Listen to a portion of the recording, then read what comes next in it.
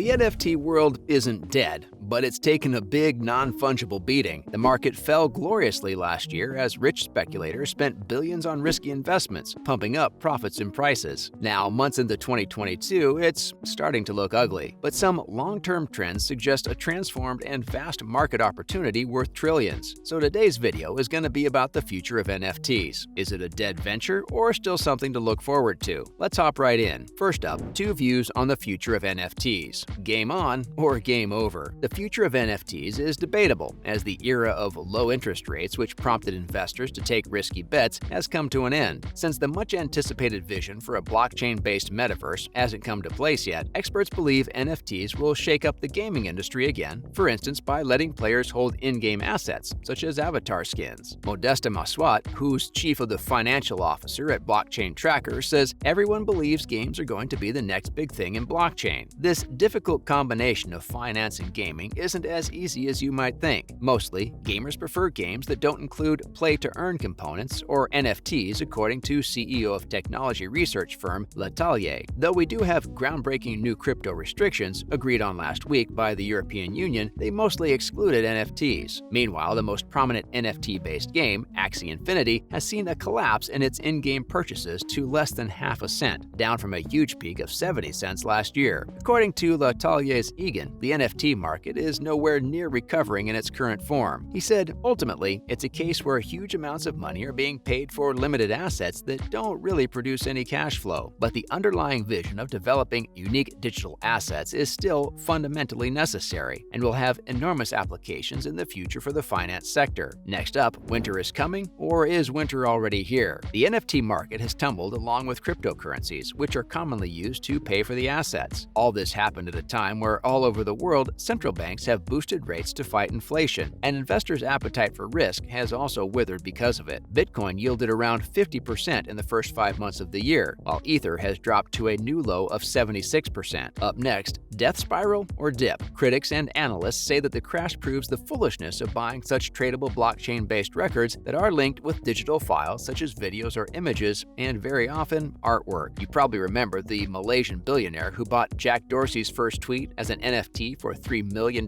last year. He's now struggling to get any bids higher than a few $1,000s when he tried to resell it earlier this year. But the global leader of products at crypto trading firm GSR, Benoit Bosque, says he sees this downturn as the ideal time to assemble a corporate NFT collection, the crypto equivalent of the fine art that is used to impress clients. GSR even spent $600,000 on NFTs last month, which Bosque called the blue chip collections. They also have large online fan bases. He made several purchases, and one of them includes the NFT from the Bored Ape Yacht Club, a cluster of 5,000 cartoon monkeys made by Yuga Labs that is a US-based company and is even encouraged by the likes of Jimmy Fallon and Paris Hilton. The hype encircling the Bored Apes is so huge, the Yuga Labs managed to raise $300 million in April. They did this by selling tokens that they say can be traded for land in the Bored Apes-themed virtual world. It should be noted that this world hasn't actually launched yet. Still, according to market tracker CryptoSlam, the average sale price for a Bored Ape plunged to around $120,000 in June, which is half of what its January peak of $250,000 was. And now, what's the final verdict? Benoit Bosque, the global head crypto trading firm, put up 3 screens in his New York office on which he displayed his NFTs. It included different pixelated characters and, of course, a Bored Ape bought for $1,300,000. He then said, "For us, it's also a brand exercise." He further said, owning a valuable NFT and using it as a profile picture on social media can get you big profits in the foreseeable future. It's also a way to establish authority, respectability, and influence in the crypto sphere. So there might still be some hope for NFTs in the future, but these days the project is going through some grave difficulties. We advise our viewers to be very cautious these days when it comes to purchasing NFTs, but promising new NFT releases shouldn't be overlooked, considering the unpredictable nature of the crypto world and all the hype in it. Viewers should also save some money for investment, because you never know when trends change. NFTs could be back in business this year, next year, or 5 5 years from now. And now, onto the other news. First up, Logan Paul has bought the most valuable Pokemon card, and he'll be selling it as an NFT. Internet star Logan Paul just purchased the world's most costly Pokemon card, the PSA 9 graded Pikachu Illustrator, and he has plans to allow its co-ownership via his NFT platform. Liquid Marketplace is the name of the platform, and Paul himself co-founded it. While promoting his NFT towards the end of his YouTube video, he details his journey and the steps which he took to acquire the card. He says that he'll be listing this card on a platform that he co-founded, and it's called the Liquid Marketplace. According to him, this platform will allow users co-ownership of his top-tier assets. So rather than one person, him, owning this card, he wants his fans to co-own these assets with him. The Platinum card, which Logan was able to secure for roughly $5.27 million,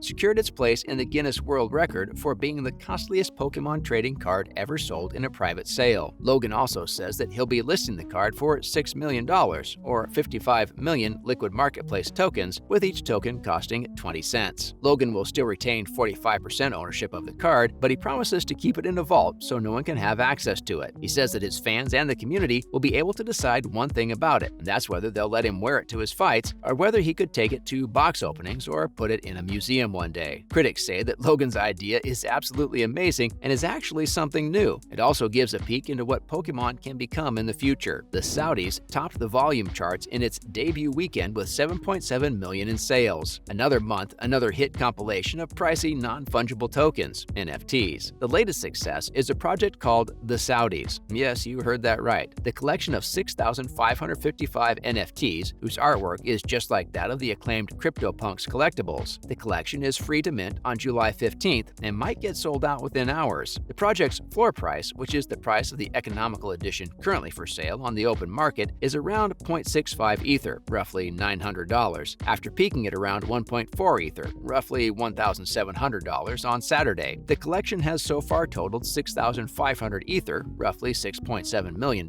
in sales volume since its mint, the most for any project we've seen during that span. The project's success is much relied on by its kingdom of Twitter followers, many of whom just created their accounts, while some created Saudi Arabia-inspired videos that essentially are memes which help to boost the project's hype. The founding team behind the project is just the newest in a string of free-to-mint, performance art-driven projects of this nature. The collection also came with its fair share of influencer drama, with many pointing fingers at some popular Twitter personalities who got to gain profit off early because they had the mint knowledge. The project's sales have since chilled out from its extreme weekend highs, but their Twitter activity are a good sign for many in NFT land. And now finally, PSG sells 220,000 US dollar NFT tickets for first Japan tour in 27 years. Paris Saint-Germain, the leading football club of the French Ligue 1, is selling their own NFT non-fungible token tickets worth 35 million yen, about 250,000 US dollars each. These NFTs are here for its local team's friendly matches this month in Japan. When you buy the NFT ticket, you will get access to the stadium's VIP party and the VIP room where buyers can get their picture taken with PSG players. PSG is also offering rewards in various forms of collectibles, such as key visuals from the tour and visual messages from players. The team's famous football players, such as Neymar Jr. and Lionel Messi, will be joining the Japan tour. And that's a wrap for this video. What do you think about the future of the NFT world? Do you believe things are bound to change? Leave a comment below and let us know what you think. Please give this video a thumbs up and subscribe to our channel for more videos like this. See you in the next one.